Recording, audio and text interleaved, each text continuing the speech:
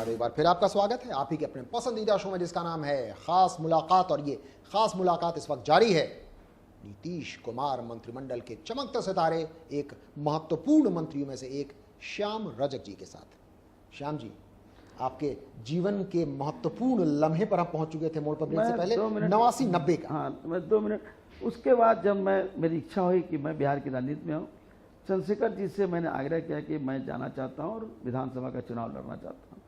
उन्होंने कहा कि लालू जी के साथ जाओगे, तुम्हारा स्वाभिमानी आदमी हो, नहीं रह पाओगे। मैंने कहा कि नहीं, 90 में चंद्रशेखर जी ने उन्होंने कहा कहा था। और मेरी 3 टर्म बात हुई। शैलजा कोइराला जी इस देश नेपाल के उप प्रधानमंत्री और मेरे बड़े नजदीकी रहे, उन्होंने और चंद्रशेखर जी ने हमारी रात भर चर्चा हुई।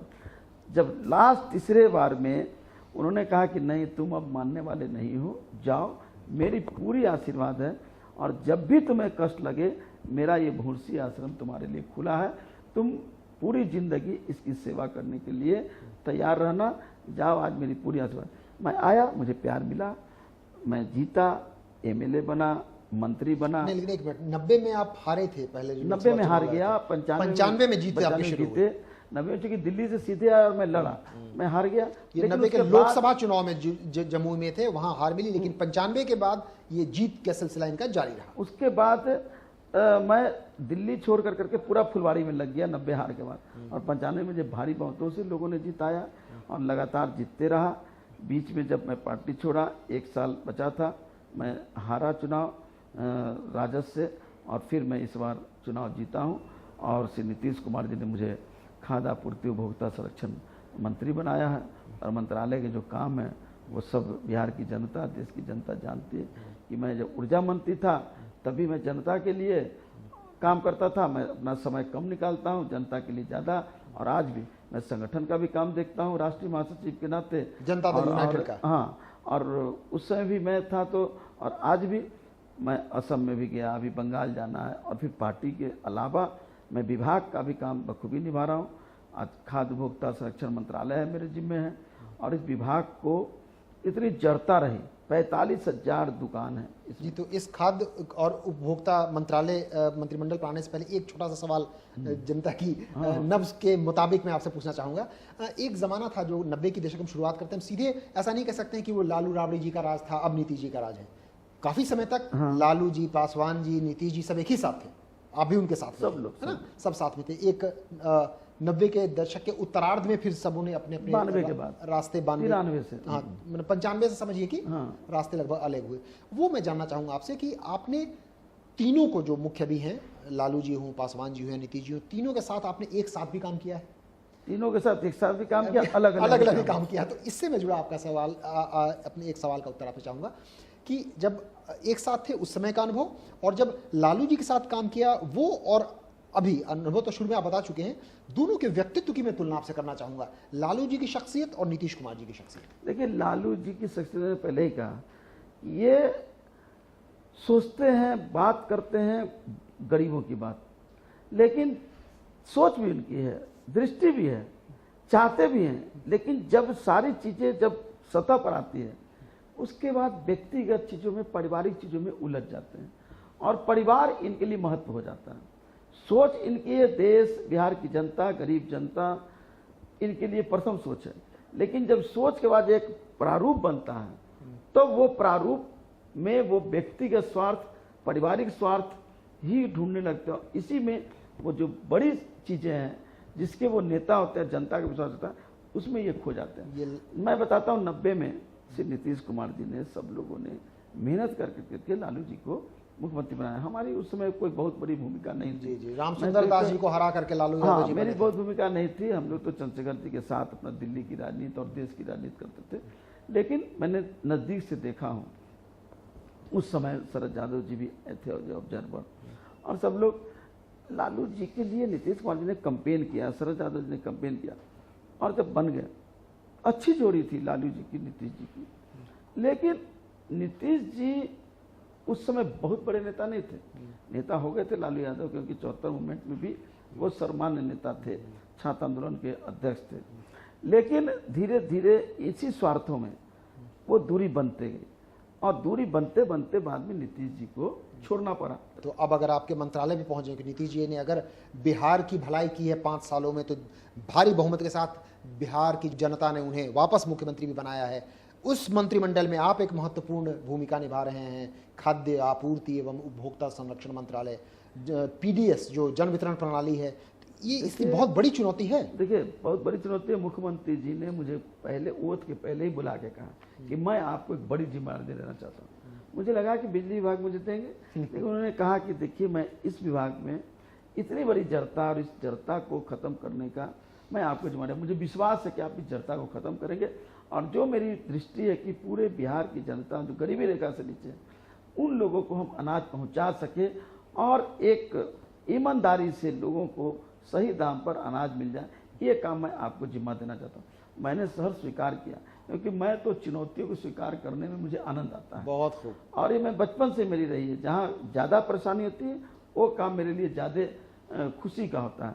तो मैंने उसको संभाला और 3 महीने में जो परिवर्तन किया, आप देख रहे कि पहले दुकानों में सामान जाते थे, लेकिन आम जनता तक नहीं जाते। आज भी मैं इस बात को नहीं दम कर सकता हूँ कि सभी लोगों को अनाज मिल रहा है, लेकिन आज 60% लोगों को आज अनाज मिल रहा है। आज 100% दुकान खुल रही है, 100% दुकानों में अनाज जा रहा है और 60% लोगों तक अनाज पहुंच रहा है। इसलिए हम अपने संसाधन से, जो 80 लाख परिवार है, उनको हम अनाज देने की व्यवस्था करें। और हम लोगों ने कैबिनेट से खाद्य सुरक्षा बिल को पास किया और हम लोग उसके बारे में पूरी तैयारी कर रहे हैं।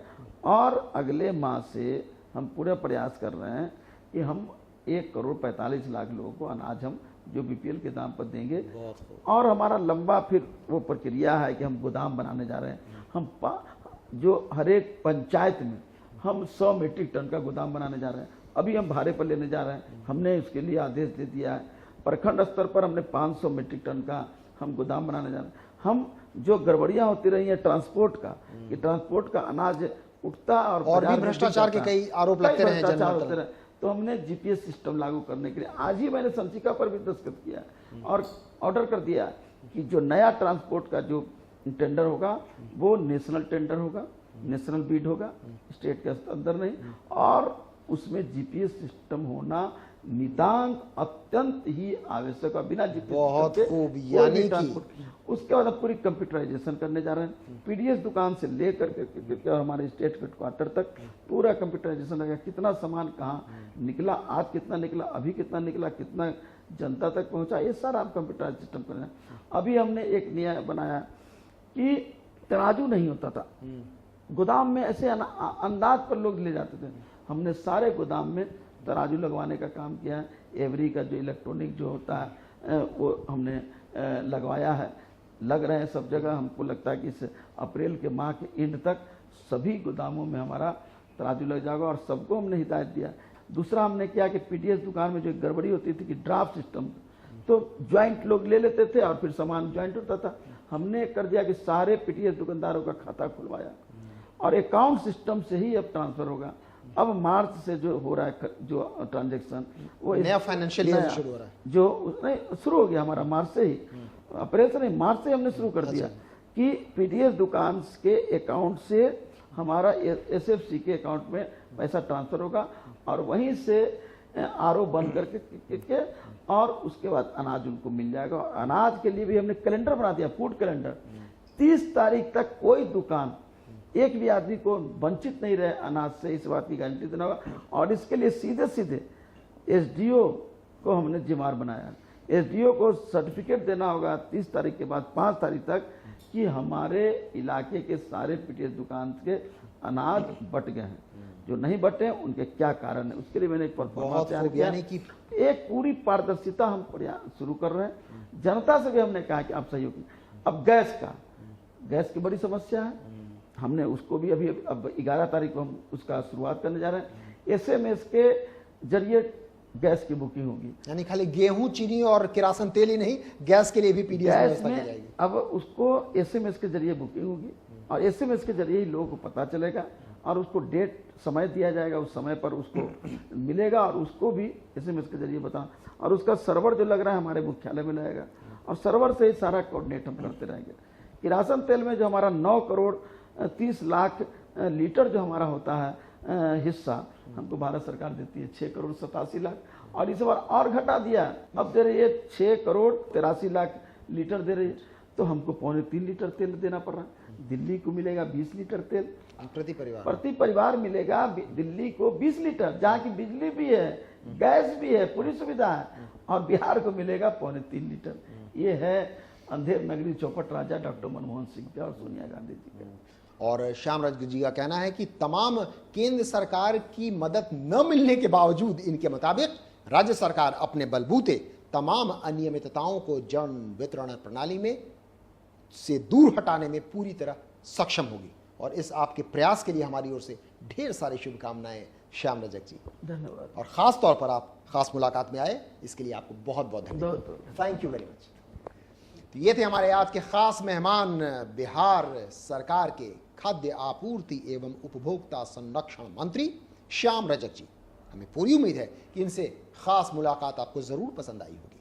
लेकिन इस वादे के साथ हम हो रहे हैं आपसे रुखसत की जल्दी ही, यानी अगले हफ्ते एक और दमदार खास शख्सियत से होगी आपकी खास मुलाकात। तब तक मुझे इजाजत दीजिए। नमस्कार।